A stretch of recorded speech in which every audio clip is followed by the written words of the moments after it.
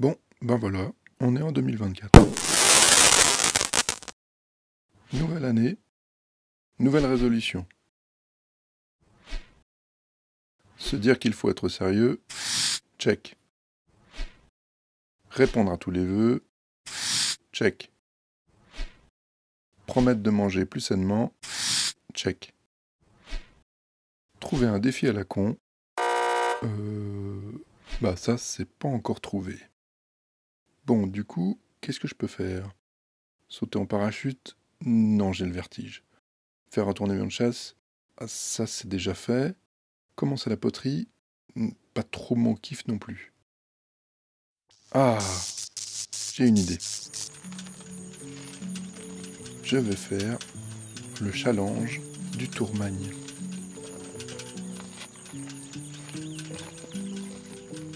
Mais alors, c'est quoi ce challenge?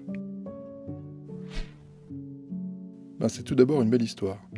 Patrice Brunet, ancien PDG de Zefal, l'entreprise qui fait notamment les pompes à vélo, est un fan de vieux livres.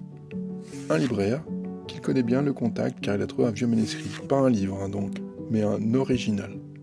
Le manuscrit date de 1897 et il relate le voyage de deux copains, Léon Girand-Max et Marie-Antoine Barret, qui ont décidé d'aller de Paris à Nîmes en vélo.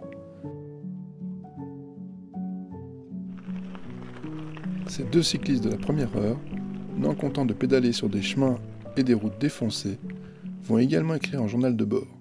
Léon, qui est peintre, va illustrer leur aventure sous forme d'esquisse. Et Marie-Antoine va prendre sa plume pour décrire leur trajet et les péripéties rencontrées. Reprenant ce manuscrit, Patrice Brunet et Serge Laget, historiens et anciens collaborateurs du journal L'Équipe, le transforment en un superbe livre qui permet de faire revivre cette aventure de la fin du 19e siècle en l'éditant à 400 exemplaires.